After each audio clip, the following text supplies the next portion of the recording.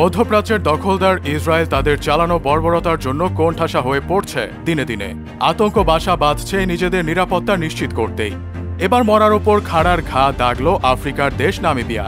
ইহুদিবাদী ইসরায়েলের জন্য অস্ত্রশস্ত্র ও গোলাবারুদ ভর্তি একটি জাহাজকে নিজ উপকূলে নোঙর করতে দিতে অস্বীকার করেছে নামিবিয়া।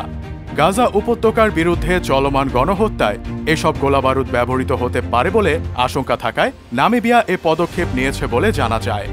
গত সোমবার পর্তুগিজ পতাকাবাহী জাহাজ এমভি ক্যাথরিন দক্ষিণ আটলান্টিক উপকূলে অবস্থিত নামিবিয়ার ওয়ালবিচ বে বন্দরে নোঙর করার অনুমতি প্রার্থনা করে, কিন্তু নামিবিয়া কর্তৃপক্ষ জাহাজটিকে সে দেশের পানিসীমায় প্রবেশ করার অনুমতি দেয়নি। নামিবিয়ার বিচারমন্ত্রী ওয়াইভন দাউসাব এ সম্পর্কে বলেছেন, তাৎক্ষণিক পুলিশি তদন্তে তারা জানতে পারেন জাহাজটিতে অস্ত্রশস্ত্র ও গোলাবারুদ রয়েছে এবং সেটি ইসরায়েল অভিমুখে যাচ্ছে। কাজেই গণহত্যা সংক্রান্ত আন্তর্জাতিক কনভেনশনে স্বাক্ষরকারী দেশ হিসেবে যে বাধ্যবাধকতা রয়েছে তার আওতায় জাহাজটিকে নোঙর করার অনুমতি দেওয়া হয়নি বলে তিনি জানান।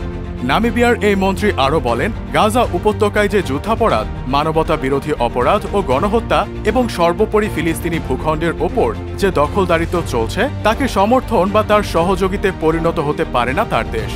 গাজা উপত্যকায় গত প্রায় 10 মাস ধরে ভয়াবহ গণহত্যা চালাচ্ছে ইহুদিবাদী ইসরায়েল। আমেরিকা সহ গোটা পশ্চিমা বিশ্ব এই গণহত্যা চালাতে ইসরায়েলকে অস্ত্রশস্ত্র সহ সব রকম সহযোগিতা দিয়ে যাচ্ছে। এমনকি মধ্যপ্রাচ্যের দেশগুলিও গাজা উপত্যকার ফিলিস্তিনি প্রতিরোধ যোদ্ধাদের দমন করার জন্য ইসরায়েলকে সহযোগিতা করছে।